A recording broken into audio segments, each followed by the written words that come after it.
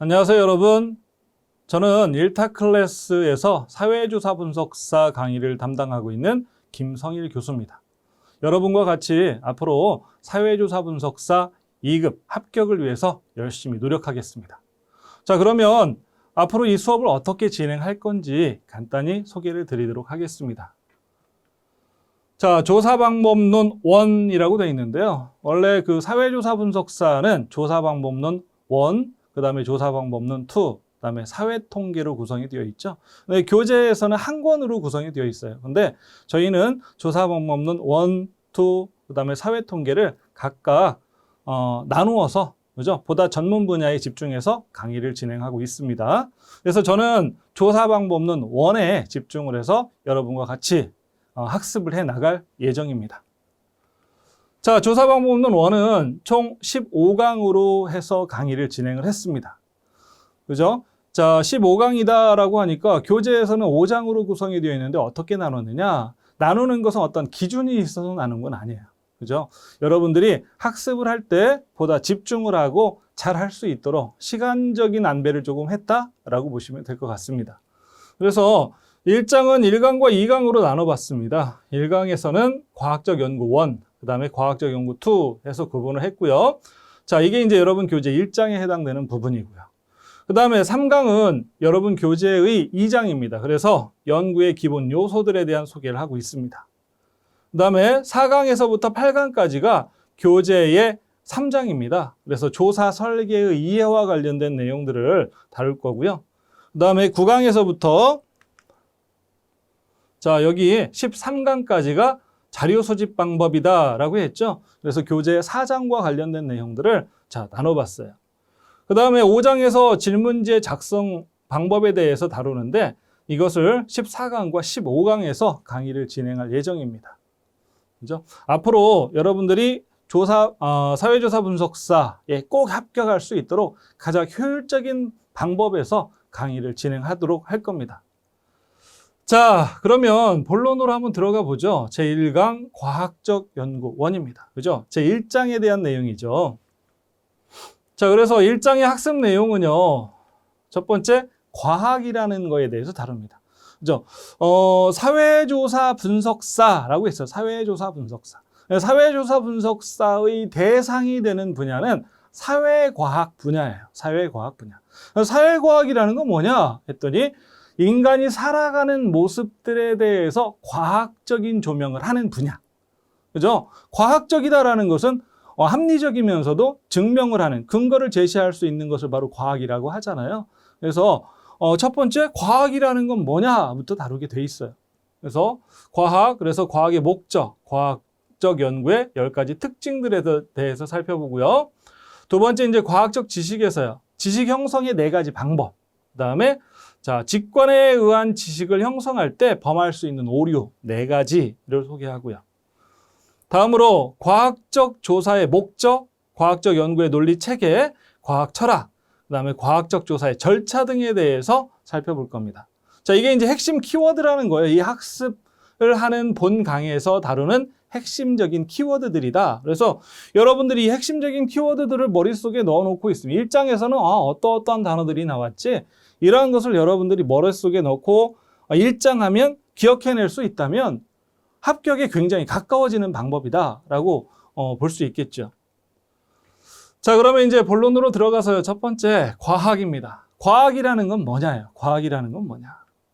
자, 사전적 의미를 찾아보면 과학의 사전적 의미, 여러분이 뭐 백과사전이나 이런 사전을 찾아보면요. 보편적인 진리나 법칙의 발견을 목적으로 하는 체계적인 지식이다라고. 체계적이다. 그죠? 과학은 체계적인 지식이다. 자, 경험적으로 검증 가능한 존재하는 것에만 관심을 갖고 있고요. 가치관이나 철학 등의 문제는 다루지 않습니다.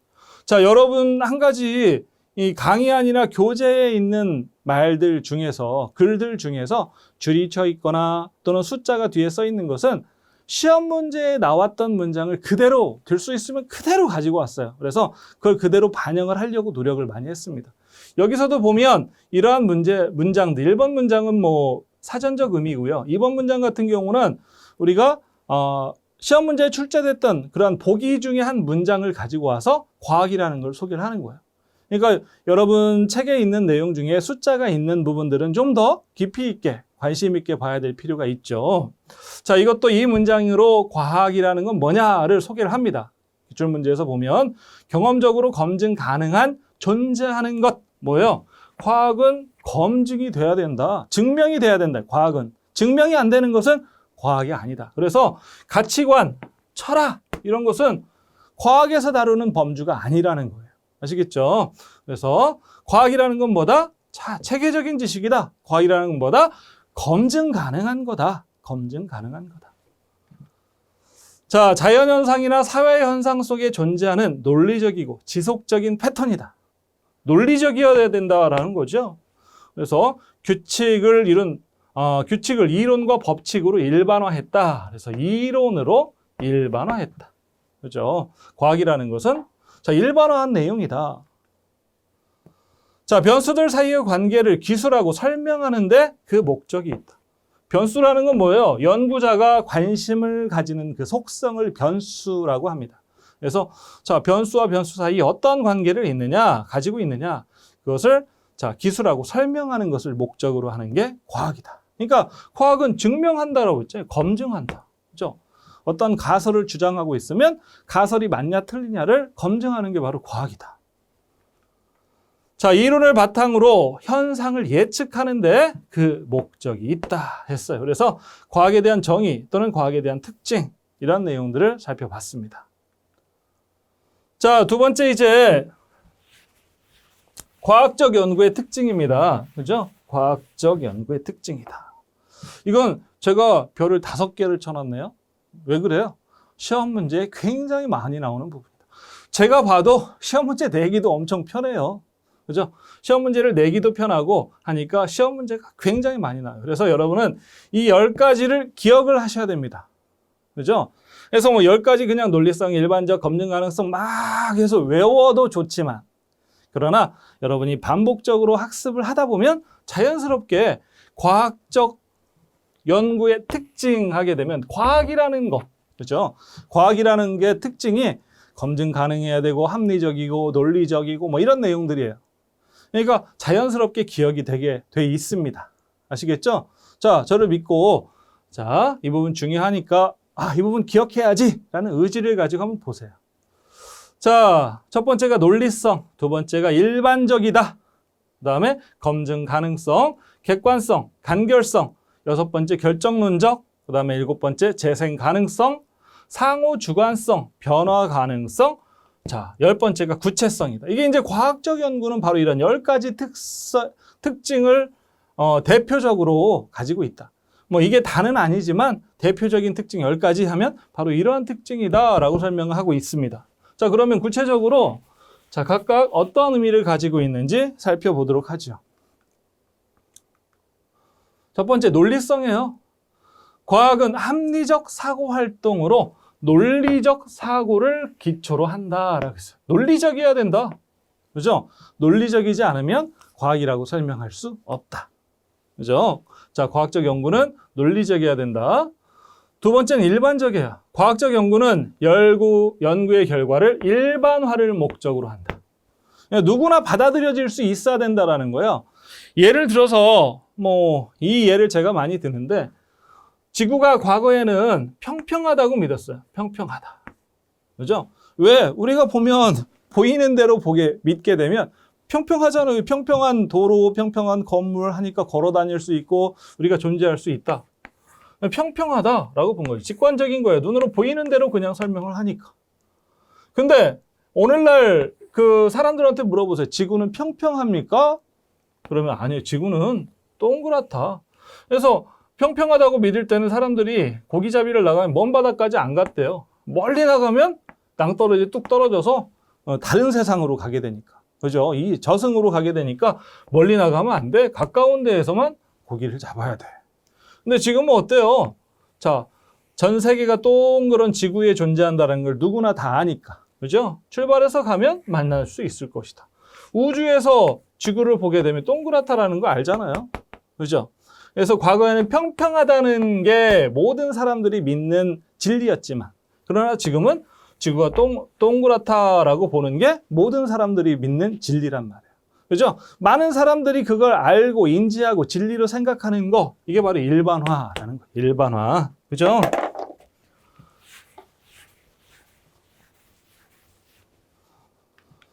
자, 세 번째가 과학적 연구는 검증 가능해야 된다라는 거예요.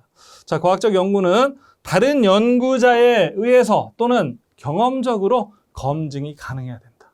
그죠? 다른 사람들도 과학적 연구를 똑같이 하게 되면 그 같은 결과를 할 수 있어야, 얻을 수 있어야 된다라는 거예요. 검증이 가능해야 된다. 그 다음에 객관성입니다. 연구자의 개인적이고 주관적인 판단이 아니라 누구나 받아들일 수 있는 증거에 의한 결과여야 된다. 여기서 중요한 것은 누구나 받아들일 수 있어야 되겠다라는 거죠. 누구나 받아들일 수 있어야 되겠다. 주관이면 안 돼요. 한 사람 개인의 생각에 의해서 이야기하면 안 되겠다. 모든 사람들이 공통되게 이해하고 받아들일 수 있어야 과학적 연구다라고 보는 거고요. 자, 다섯 번째가 간결성이에요. 어떤 현상을 설명할 때, 이해할 때 최소한의 변수를 이용해서 최대한 많은 설명을 할 수 있어야 되겠다. 그죠? 굉장히 과학적 연구는 효율적이라는 거죠. 효율적이다. 그죠? 최소한의 변수를 이용해서 최대한 많이 설명해야 되겠다. 자, 일곱 번째가 이제 결정론적이다라고 했어요. 모든 현상은 자연 발생적인 것이 아니라 원인에 의해서 발생하는 거다. 그죠? 자, 결정론적이다. 최근의 문제를 보면 이 결정론적은 인과성하고 관련돼서 설명을 많이 하더라고요. 인과성 문제. 인과성이라는 건 뭐예요? 원인, 그다음에 발생하는 결과. 그죠? 원인과 결과해서 두 가지를 합쳐서 인과라고 하잖아요. 그래서 결정론적이다라는 게 인과성과 관련된 설명이라고 보시면 됩니다. 과학적 연구의 특징에서 지금 보고 있어요. 자, 일곱 번째. 뭐예요? 재생 가능성이에요. 재현 가능성이라고 하죠. 자, 연구 방법과 연구 과정이 같으면 같은 결론에 도달해야 된다. 그죠? 방법과 과정이 같으면 같은 결론에 도달한다. 자, 바로 상호주관성 보죠. 여덟 번째. 간주관성이라고도 하는데요. 다른 동기를 가진 다른 연구자가 연구하더라도 동일한 방법과 과정을 통해서 검증할 경우 같은 결론에 도달할 수 있어야 된다. 재생 가능성하고 상호 주관성 내용을 보면 비슷하지 않아요? 그죠? 같은 동일한 방법과 과정을 통해서 검증할 경우에 같은 결론에 도달한다예요. 그래서 제 생각 문제를 쭉 설명을 하고 보기를 쭉 내주고 이 중에서 답을 골라라 했더니 1번이 재생 가능성, 2번이 상호 주관성 이렇게 나왔다고요. 이거 보니까 재생 가능성이네. 그죠? 이렇게 할 수 있단 말이에요. 근데 다른 점이 있어요. 재생 가능성과 상호 주관성의 차이점. 뭐예요? 문장을 보면 딱 차이가 나죠? 다른 동기. 말 그대로 그냥 같은 방법, 같은 과정으로 연구하면 똑같은 결론에 도달한다. 말 그대로 거기까지만 설명하는 게 재생 가능성이에요. 똑같은 방법으로 하면 똑같이 재생이 돼야 된다. 같이 만들어져야 된다라는 건데 상호 주관성은요. 주관성이라는 말이 들어가죠. 주관은 개인적인 어떤 생각이잖아요. 그래서 개인적인 생각이 다른 사람들이, 그죠? 의도가 다른 사람들이, 동기가 다른 사람들이 같은 방법, 같은 과정을 가지고 연구하더라도 같은 결론에 도달한다. 여기서 중요한 것은 두 개의 차이점은 다른 동기가, 다른 의도가 있느냐 없느냐예요. 아시겠죠? 구분하셔야 돼요. 그래서 동기가 다른이라는 말이 나오면 상호 주관성. 아시겠죠? 자, 상호 주관성에 대한 문제가 재생 가능성에 대한 문제보다 많이 나와요. 그래서 상호 주관성을 중심으로 기억을 하시는 게 더 좋겠다.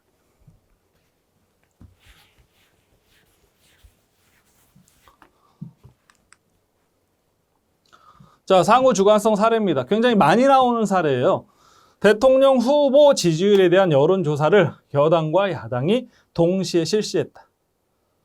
자, 서로 다른 동기에 의해서 조사를 하지만 양쪽의 조사 설계와 자료 수집하는 과정이 객관적이라고 하면 서로 독립적으로 조사하여도 양쪽 당의 조사 결과는 동일해야 한다. 이게 상호 주관성 사례라고 했는데 이러한 사례를 보여주고 1번 재생 가능성, 2번 상호 주관성 뭐 해서 자, 몇 번이냐라고 고르면 상호 주관성이라고 골라야 된다고 했어요. 왜 그래요? 여기서는 서로 다른 동기라는 말은 없죠. 근데 여당과 야당이 동시에 실시했다라고 했어요. 여당과 야당. 근데 여당도 야당도 모두 다 야당의 후보가 우세하다라고 이야기하고 싶은 건 아니에요. 그죠? 여당은 여당 후보가 우세하다. 야당은 야당 후보가 더 잘났다라고 설명하고 싶잖아요. 그죠? 무슨 말이에요? 서로 의도가 달라요. 얘네는 자기를 위해서, 야당은 자기들을 위해서 조사를 한다. 각각 의도는 다르지만 과정과 방법은 같다라는 거예요. 그죠? 여기서 보기 사례에서 동기가 다른이란 말은 안 써요. 그죠? 동기가 다른이란 말은 안 써. 동기가 다르다라는 것은 여러분이 문장을 보고 파악을 해야 돼요. 아시겠죠? 문장을 보고 자, 파악을 해서 여당과 야당이니까 동시에 조사를 했지만 그죠? 똑같은 방법을 하지만 각각 자기들을 위해서, 자신들을 위해서 어때요? 의견을 조사를 하는 거니까 의도가 다르다. 그죠? 동기가 다르다라고 파악할 수 있어야 되겠다. 아시겠죠?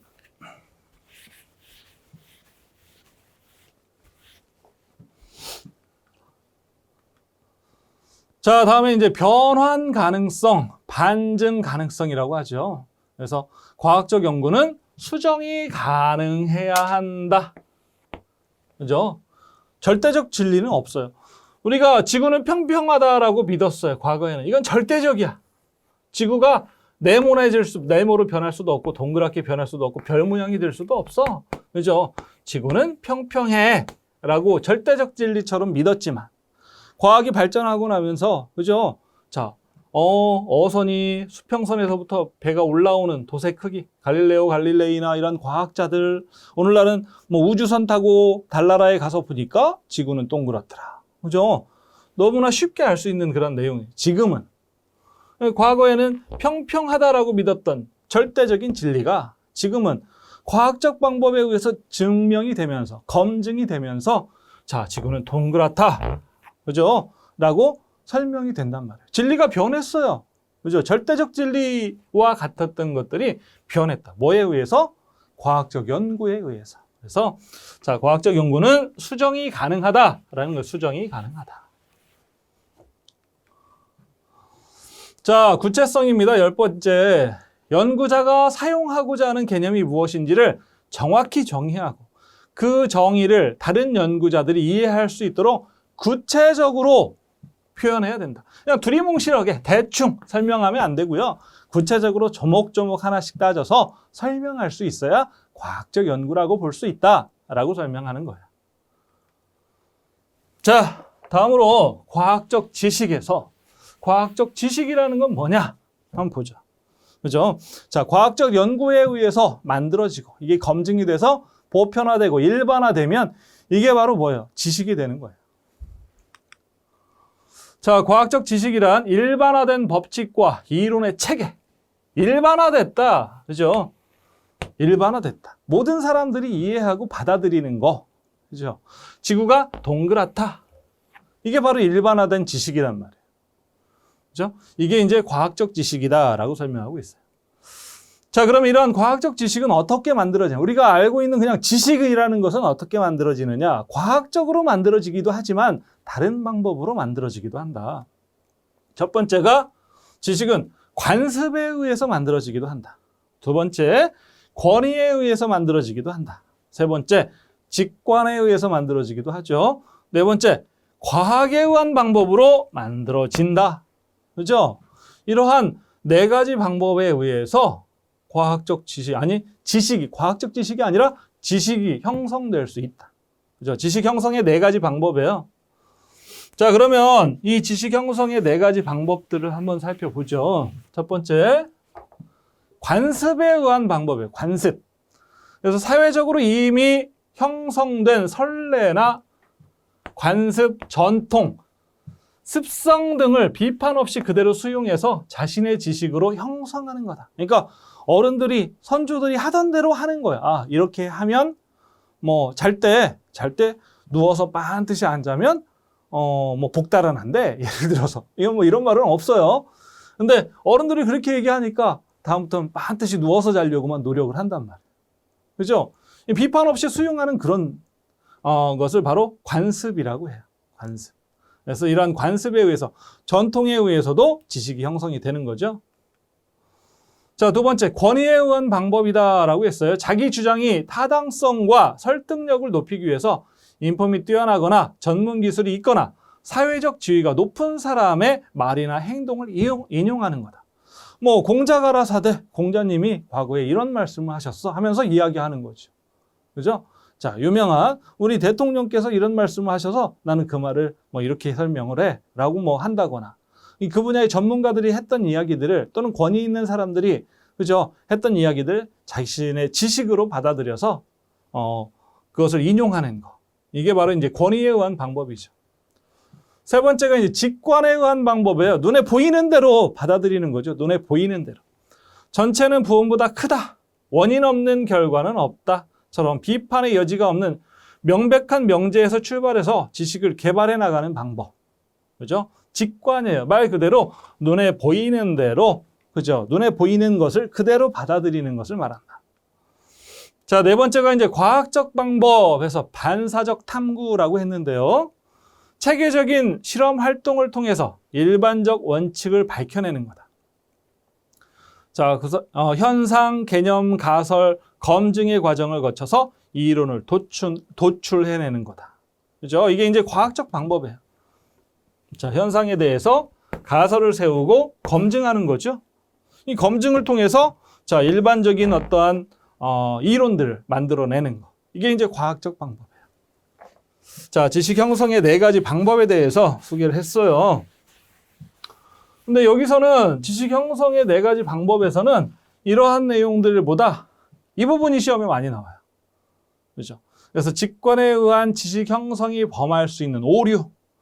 보이는 대로 지식으로 받아들이면 그게 문제가 생길 수 있다는 거예요. 첫째, 부정확한 관찰에 의해서 문제가 생길 수 있고, 두 번째, 지나친 일반화, 하나를 모든 것인 것처럼 이야기함으로써 문제가 될 수 있고, 선택적 관찰, 자기가 보고자 하는 것만 보고 그것만 믿어서 문제가 될 수 있고요. 그 다음에 자기중심적 현상이에요. 그죠? 자기의 주관에 의해서 그것을 걸러서 듣는 거예요. 자기가 원하는 대로 해석해버리는 거죠. 이게 이제 자, 자기중심적 현상의 이해라고 보는데, 자, 하나씩 보죠. 자, 부정확한 관찰입니다.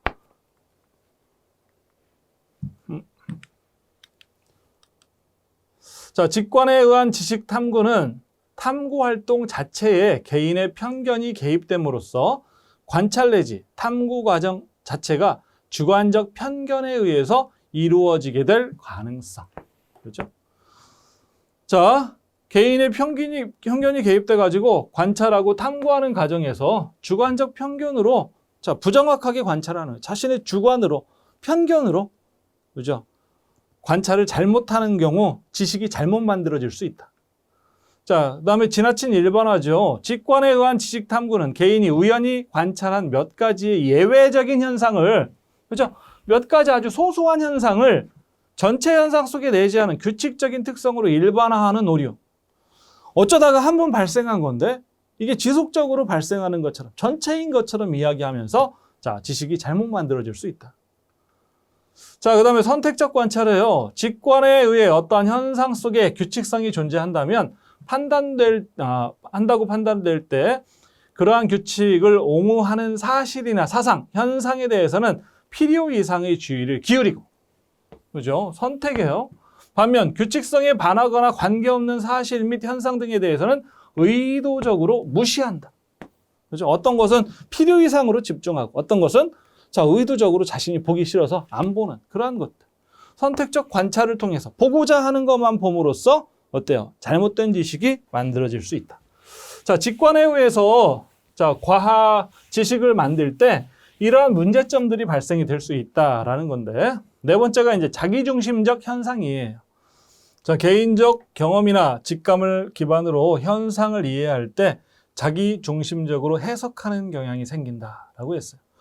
자, 지금 우리가 직관에 의해서 지식을 형성했을 때 이러한 오류가 만들어질 수 있다라고 설명하고 있는데, 그 네 번째가 자, 모든 걸 자기중심적으로 보는 거예요. 그죠? 그랬을 때 또한 자, 오류가 만들어질 수 있다.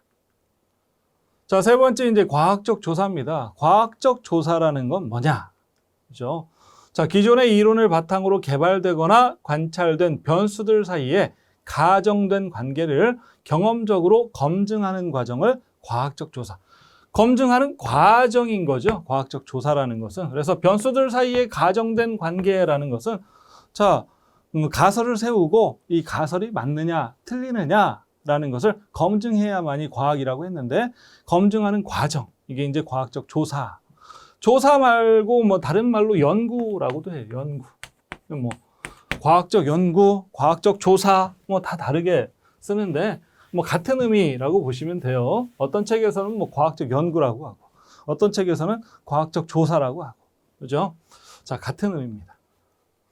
자, 과학적 조사의 목적은 크게 5가지로 설명이 되는데, 탐색, 기술, 설명, 예측, 통제. 그래서 여러분들 이 과학적 조사의 목적 꼭 기억을 하세요. 그죠? 이 예측과 통제는 잘 안 나와도 탐색, 기술, 설명이라는 과학적 조사의 목적은 굉장히 시험에 자주 나오는 그런 내용입니다. 그래서 좀 이제 별을 3개를 해놨는데 별 3개보다 더 많을 수도 있어요. 자, 첫 번째 탐색이죠. 기존에 알려진 지식이 없고 사전 연구가 없거나 충분하지 않을 때 정확한 조사를 위해서 연구 문제를 만들고 구체적인 가설을 개발하기 위해서 진행한다. 자, 여기서 탐색에서 키워드는 뭐야? 알려진 지식이 없을 때. 그죠?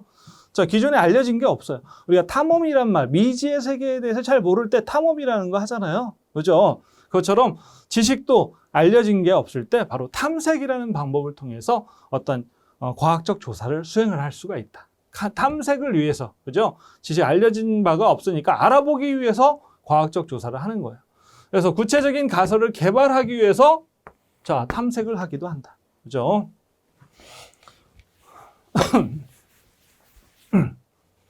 자, 다음으로 기술입니다.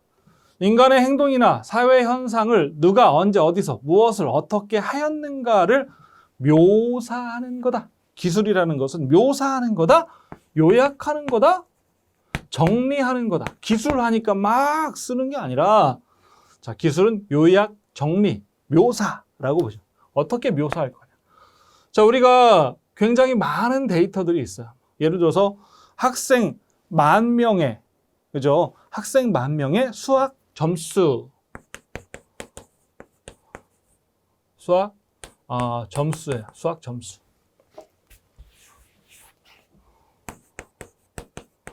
그죠? 수학 점수. 10,000명의 수학 점수. 이 수학 점수를 우리가 어떻게 이야기할 거냐? 그죠? 어떻게 정리할 거냐? 요약, 10,000명의 점수를 다 나열하면 어때요? 그것을 다 읽어보고 이해하는데 많은 어려움이 있겠죠. 그랬더니 평균이라는 단어로, 평균이라는 말로 해서 자, 수학 점수가 85점이다. 그죠? 85점이다. 그러니까 85점이면 그래도 상중하에서 상에 해당이 되겠구나. 야, 우리 학생들 10,000명이 수학 성적이 괜찮네? 라고 이야기한단 말이에요. 평균이라는 단어를 가지고. 그죠? 이 평균으로 이렇게 정리하는 게 바로 요약이에요. 그래서 통계학에서 보면 기술 통계라는 게 기술 통계. 그래서 뭐 그래프, 막대 그래프나 이런 표 이런 걸로 해서 데이터를 요약 정리하는 것을 기술 통계의 범주라고 보는데, 여기서 기술이라는 것은 바로 그런 의미다. 그죠? 요약하고 묘사하는 거다. 설명하는 거. 이것을 기술이라고 보시면 돼요. 자, 다음에 세 번째가 설명이란 말이 있어요. 여기서는 묘사, 요약, 정리하는 거라면, 설명은 자, 질문에 대한 일반적인 설명을 위해서 현상과 현상 간의 관계, 즉 인과관계를 규명하는 거. 변수와 변수 간에 어떠한 인과관계가 있느냐, 이것을 규명하는 것을 뭐라고 한다? 설명이라고 한다. 자, 그래서 자, 세 가지 중요하다고 했습니다. 탐색, 기술, 설명. 그죠? 과학적 조사의 목적 세 가지. 탐색, 기술, 설명. 꼭 기억을 하세요. 그죠? 기존에 알려진 지식이 없고 여기에 대해서 알고자 할 때, 그죠? 가설 개발을 위해서 진행할 때 탐색이라고 하고요. 인간의 행동이나 사회 현상을 묘사하기 위해서 하는 과학적 조사의 목적, 바로 기술이고요. 그다음에 설명이 있어요. 현상과 현상 간의 관계, 즉 인과관계를 설명하기 위한 거 뭐예요? 설명. 그죠? 자, 다음으로 예측이나 예측. 수집된 자료를 분석해서 미지의 상황을 추정하는 거다. 그죠? 자료를 분석해보고 그 자료에 의해서 이러할 거다를 추정하는 게 또 하나의 목적이고요. 그다음에 통제란 말이 있습니다. 자, 문제의 원인이 되는 현상에 개입함으로써 결과를 바람직한 상태로 유도하는 거다. 그죠? 통제라는 것은 현상에 개입해가지고 지금 잘못된 내용들을 이렇게 수정하자. 컨트롤하는 거죠. 이것을 바로 통제라고 해요. 자, 그래서 과학적 조사의 목적 5가지. 탐색, 기술, 설명, 예측, 통제가 있는데 이 중에서도 특히 3가지. 그죠? 탐색, 기술, 설명. 꼭 기억을 잘 해두셔라. 라고 얘기를 합니다. 자, 3번째가 이제 과학적 연구의 논리 체계입니다. 과학적 연구의 논리 체계 하면 첫 번째, 연역법이에요. 연역법.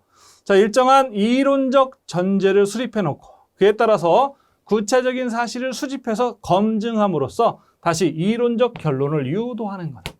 자, 이론적 전제를 수립한다. 그에 따라서 자, 구체적인 사실을 수집하고 검증한다. 이론적 전제예요. 이론적 전제. 그래서 이 이론적 전제가 맞느냐 틀리느냐, 가설이 맞느냐 틀리느냐를 검증하도록 유도하는 거, 이게 바로 연역법이다. 그렇죠? 자, 연역법. 여기서 더 중요한 건 바로 이거예요. 이 부분 꼭 기억을 하십시오. 가설, 조작과 관찰, 검증이라는 단계. 여기 앞에 뭐가 생략됐어요? 이론에 의해서 가설이 유추가 된다. 자, 이렇게 보시면 돼요. 이론에 의해서 기존의 이론들을 통해서 가설을 유추하고, 그죠? 가설에 대한 조작 과정을 거쳐서 관찰을 하고 이게 맞는지 틀리는지 비교 검증을 하는 단계. 이게 바로 연역법이다. 자, 연역법에서는 가설이라는 단어가 들어간다. 가설. 아시겠죠? 자, 가설이 들어가니까 꼭 기억하시고요. 자, 일반적인 것으로부터 특수한 것을 추론한다. 그죠? 보편적인 상황에서부터, 보편적인 지식으로부터 특수한 아주 구체적인 것들을 추정한다, 추론한다 라고 했어요. 그래서 여러분들이 잘 아는 대표적인 연역법의 사례. 모든 사람은 죽는다. 그죠? 소크라테스는 사람이다. 그래서 소크라테스는 죽는다. 보편적인 사실, 모든 사람은 죽는다. 자, 아주 구체적인 사실, 소크라테스라는 개인도 죽는다라는 거예요. 그죠? 이게 바로 연역법이에요. 일반적인 것으로부터 특수한 형태로 추론해 나가는 과정. 이것을 바로 연역법이라고 하고요. 우리가 보통 과학적 조사, 과학적 연구하면 뭐를 기반으로 하느냐 했더니 바로 연역법을 기반으로 한다. 아시겠죠? 자, 두 번째가 이제 귀납법이에요. 경험의 세계에서 관찰된 많은 사실들이 공통적인 유형으로 전개되는 것을 발견하고 이들의 유형을 객관적인 수준에서 증명하는 거다. 여기서 보면 관찰된 이란 말, 관찰. 그죠? 귀납법은 관찰이라는 말이 나오네요. 자, 공통적인 유형으로 전개되는 것을 발견한다. 그러니까 구체적인 거에서부터 일반적인 걸로 나가는 거야. 작은 거에서부터 큰 거로 나가는 게 바로 귀납법이다. 자, 관찰해서, 그죠? 하나하나, 디테일한 사실을 관찰해봤더니 이 하나하나에 공통된 내용이 있구나. 이 공통된 내용이 있구나. 그래서 이 공통된 내용에 의해서 뭐가 만들어지느냐 했더니 임시 결론이 만들어지고요. 임시 결론에 의해서 이게 자, 추정이 돼서 나중에 이론화된다. 그죠? 이론화된다. 이게 바로 귀납법이다. 그래서 귀납법과 연역법은 서로 상반되죠. 연역법은 일반적인 거에서부터 구체적인 거로 갔다면 귀납법은 구체적인 거에서 일반적인 거로 간다. 그죠?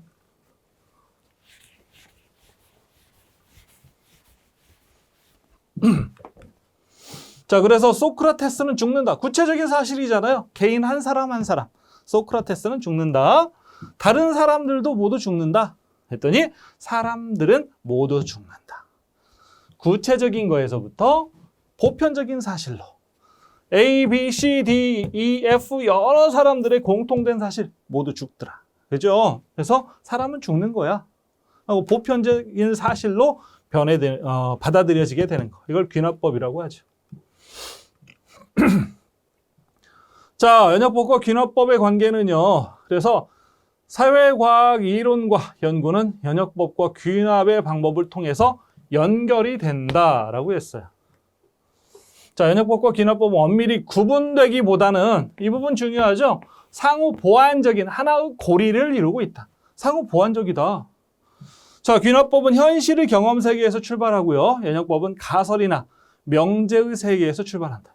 현실에서. 귀납법은 관찰을 한다고 그랬잖아요. 처음에 관찰.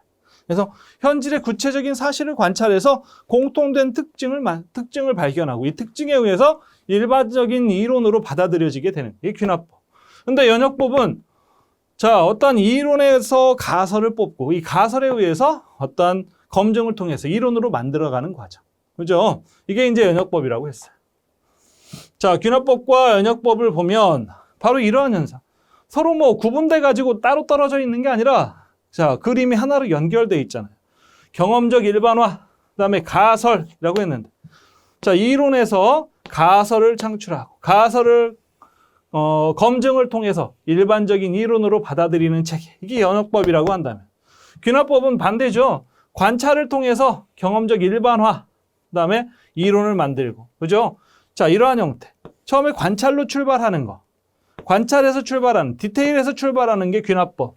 이론에서 출발하는 게 자, 연역법이라고 보시면 돼요. 그래서 서로 보완적 관계를 가지고 있다. 상호 보완적. 이 내용 잘 기억하세요. 연역법과 귀납법은 상호 보완적이다.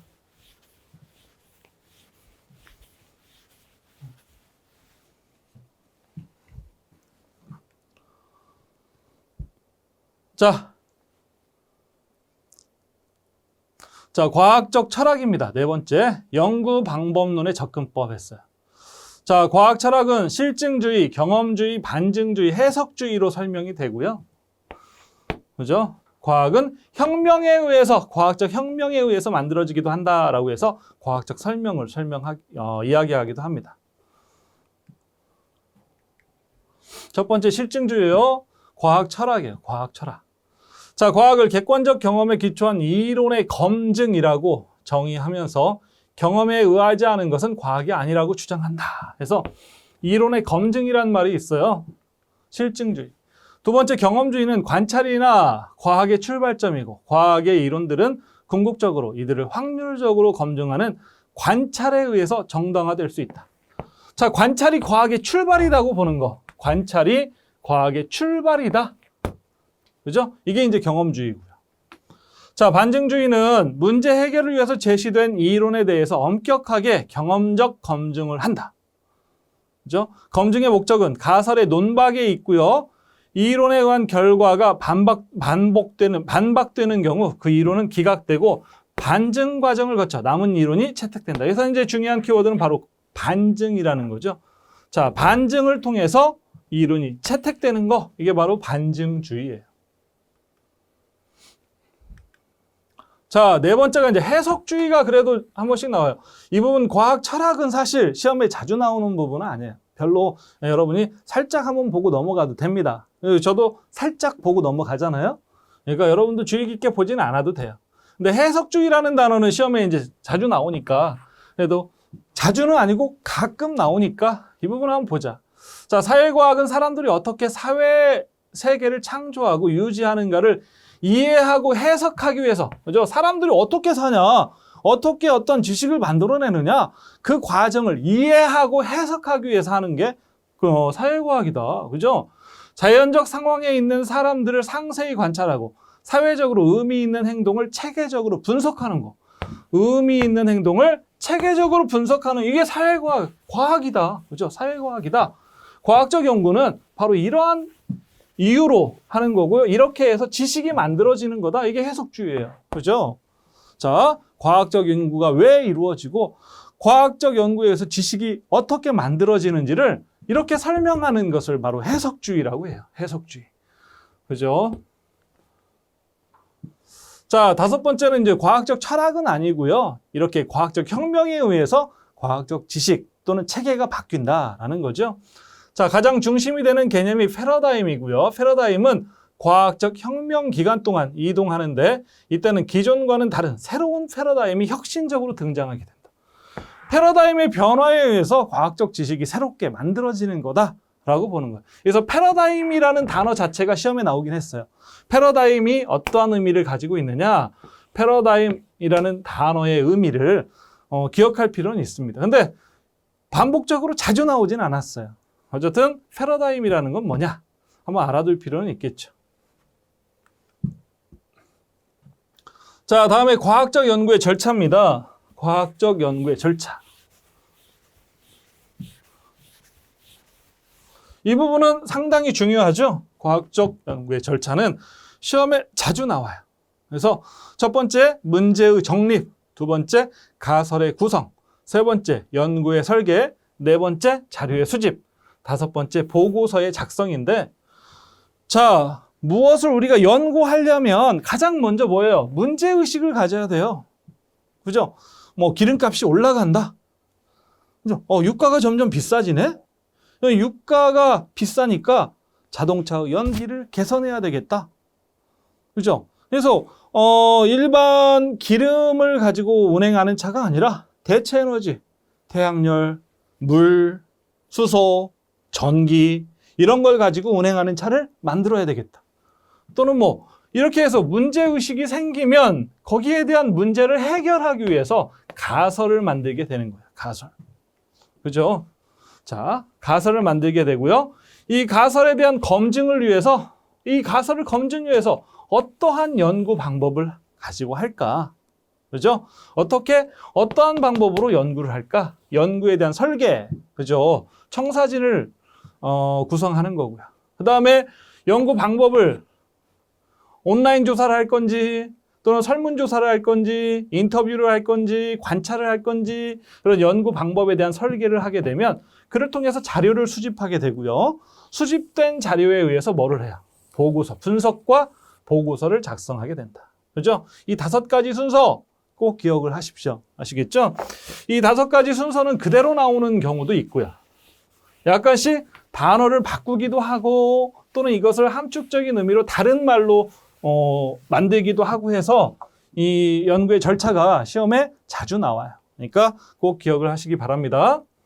자, 이렇게 해서 1강의 학습 내용들을 살펴봤습니다. 그러면 지금부터 1강의 학습 내용에 대해서 키워드 중심으로 다시 한번 정리를 해보겠습니다.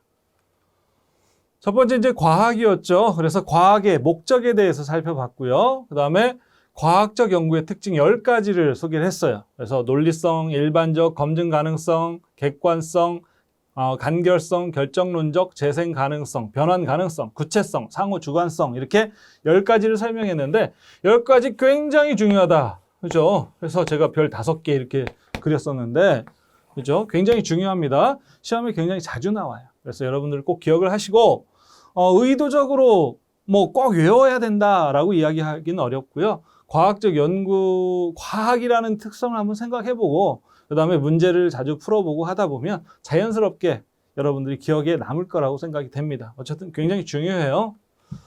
자, 다음에 과학적 지식입니다. 지식 형성의 4가지 방법에 대해서 소개를 했는데 관습에 의한 방법, 권위에 의한 방법, 직관에 의한 방법, 과학에 의한 방법. 그죠? 지식은 바로 이렇게 4가지, 크게 4가지의 형태로 지식이 만들어진다. 그죠? 근데 이 중에서도 직관에 의한 방법으로 지식을 형성하다 보면 자, 오류가 발생이 될 수 있다라고 했어요. 그래서 첫 번째가 자, 뭐예요? 부정확한 관찰에 의해서. 두 번째, 지나친 일반화에 의해서. 세 번째, 선택적 관찰에 의해서. 네 번째, 자기중심적 현상 이해에 의해서 지식을 만들게 되면 지식이 잘못될 수 있다. 그죠? 이러한 내용들을 소개를 했습니다.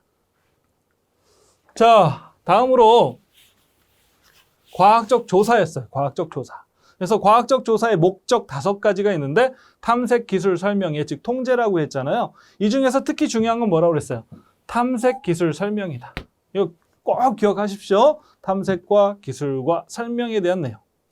그 다음에 과학적 연구의 논리 체계, 연역법과 귀납법이 있다. 근데 연역법과 귀납법을 구분하는 것을 굉장히 어렵게 생각을 해요.